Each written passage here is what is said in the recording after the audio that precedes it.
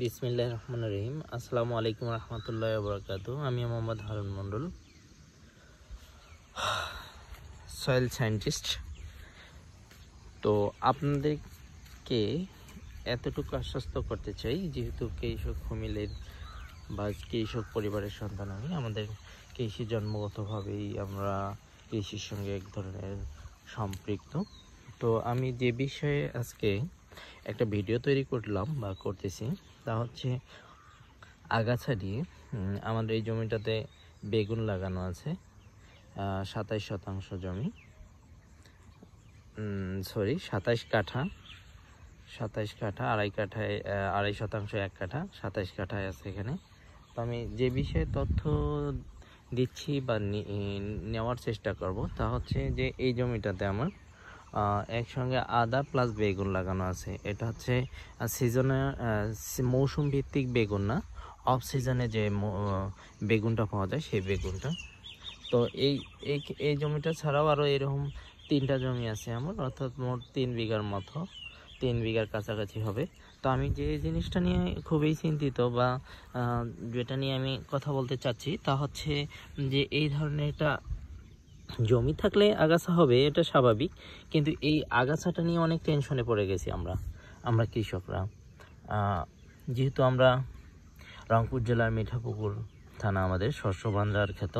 তো এই ঘাসটা অনেক মসৃণ বা নরম, যদি আপনি এর উপরে জ্যাম দেন তাহলে এটা হচ্ছে মূলত আপনার অনেক সুন্দরভাবে আরাম দিবে। কিন্তু কথা হচ্ছে তা না, কথা হচ্ছে এখানেই এই ঘাসটা সাধারণত ছাগলও খেতে চায় না, অন্য কোনো পশুও খেতে চায় না। তা আর এটার এতটাই ব্যাপক বৃদ্ধি যেটা মহামারী আকার ধারণ করতে পারে।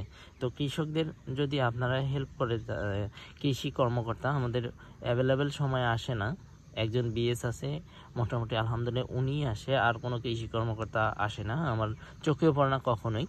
তো এই আগাছাটা নিয়ে খুবই বিপদে আছে। যদি কীটনাশক ব্যবহার করে ঘাস নিধন করার, তারপর এই ঘাসটা নিয়ে খুবই বৃদ্ধি সম্পূর্ণ।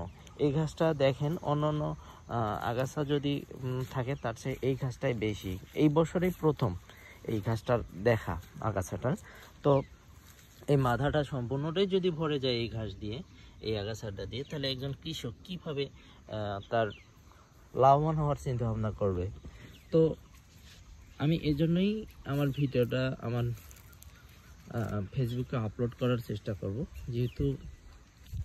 যেহেতু আমার এখানে অনেক কৃষি কর্মকর্তা আছে আমার ফেসবুক সঙ্গে অ্যাড। আমি তাদেরকে এতটুকুই তাদের কাছে অনুরোধ করব, আপনাদের যদি এ বিষয়ে কোনো তথ্য থাকে এই ঘাসটা নিধন করার জন্য, তাহলে কৃষকরা অনেক লাভবান হবে। যেহেতু আমাদের কৃষকরা আগে থেকেই জানেন যে আমরা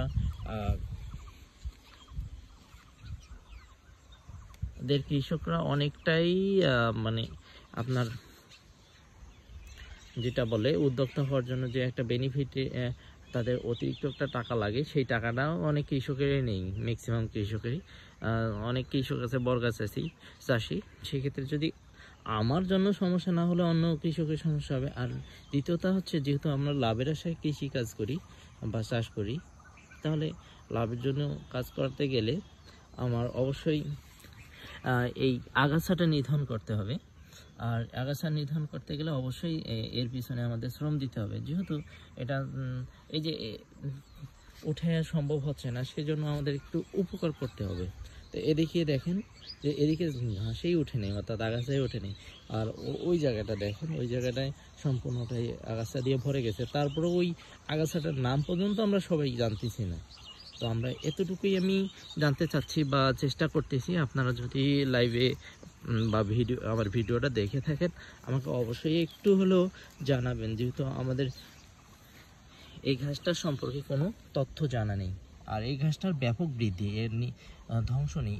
এর যদি একটা পাতা পড়ে যায়, ধরে নেন আমি সব উঠাই নিলাম, এই পাতাটা পড়ে গেল, এই পাতাটাও কিন্তু একটা গাছে রূপান্তরিত হবে। একটা পাতা হলেও এই গাছে রূপান্তর হচ্ছে। তো আমি চেষ্টা করব বা জানার চেষ্টা করব, আপনারা যদি কৃষি কর্মকর্তা থেকে থাকেন অবশ্যই আমাকে এতটুকুই যে হেল্প করবেন, যেন আমি ঘাসটা বা আমাদের ঘাসটা নিধন করতে পারি আমরা এই আগাছাটা। ধন্যবাদ সবাইকে। আসসালামু আলাইকুম রহমতুল্লাহি ওয়া বারাকাতুহু।